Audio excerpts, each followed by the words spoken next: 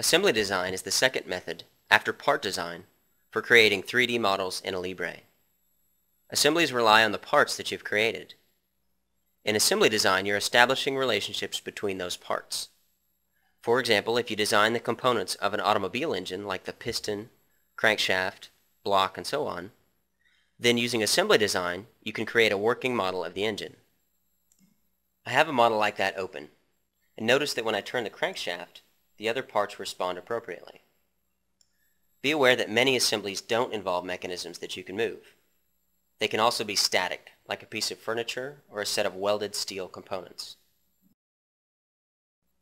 The relationships you create between parts are called assembly constraints.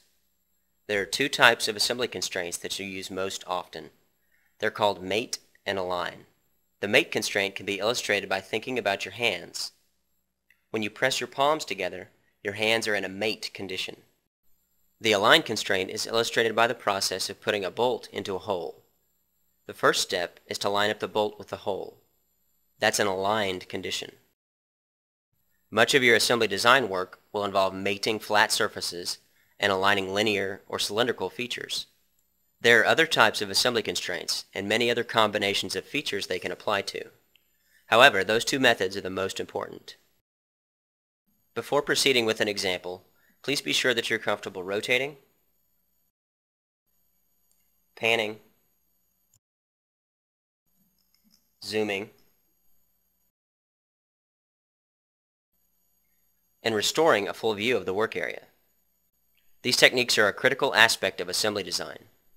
If you're not familiar with the view controls, please go back and review the tutorials that cover them before continuing. Now I'll create a simple assembly. From the Home window, I click on the picture that represents the assembly workspace. When you start a new assembly, Alibre Design will prompt you to insert parts with the Insert dialog box. I'm going to select several parts at once by holding down the Control key on the keyboard as I click on their names, and then click the Open button when I'm finished. Notice that the parts are attached to my cursor, and when I left-click, a copy is inserted. You can create as many copies as you'd like, but for this example I'll just insert one. And then I click Finish to complete the process. The assembly workspace is organized around the tasks of inserting parts and constraining them together. The assembly modeling toolbar on the right side of the screen provides the tools for those tasks.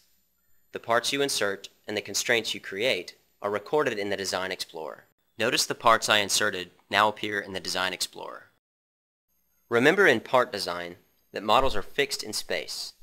In other words, you can't move them around freely. By contrast, in assembly workspaces, parts are free to move. The ability to move and rotate in space is called degrees of freedom. When I move the cursor over a part and then hold down the left mouse button, I can freely move and rotate the part.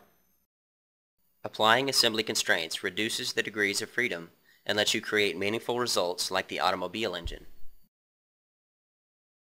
A good strategy for assembly design is to lock the position of one part in space and then constrain the other parts to it. It takes several steps to lock a part's position in space using assembly constraints. However, there's a tool to accomplish this in one step called the Anchor tool. I'll lock the position of this part, which I named Plate, with the Anchor tool. To do this, I right-click on the plate and then select Anchor Part from the menu that pops up.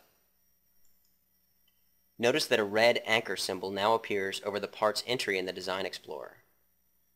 Now I'll use assembly constraints to put the bolt into the hole and the nut onto the bolt. First I'll insert the bolt in the hole with the Align and Mate constraints.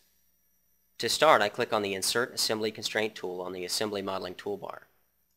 It's located on this flyout menu underneath the Quick Constraint tool. Creating constraints involves two steps: selecting the two features that the constraint will apply to, and then picking the type of constraint. To line up the bolt with the hole, I click on the cylindrical face of the hole, and then the cylindrical face of the bolt's shaft, and notice that these features appear in the Items to Constrain selection box. The Align constraint is the default type when a pair of cylindrical items is selected. That's the constraint I want, so I'll click Apply to finish the constraint, and the bolt moves to its new aligned position.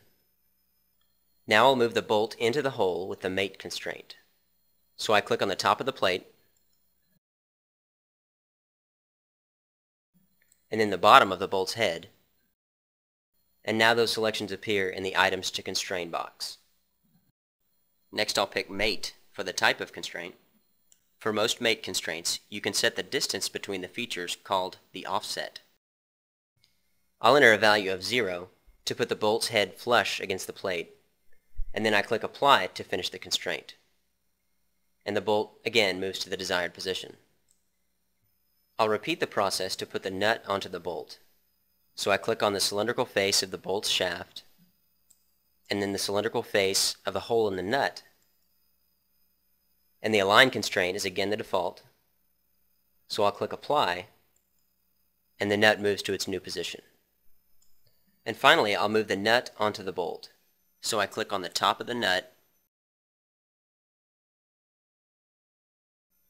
and then the bottom of the plate. I'll select the Mate constraint and enter a value of 0, and then I click Apply, and the nut moves to its new position. Now I'm done applying constraints, so I'll click the Close button.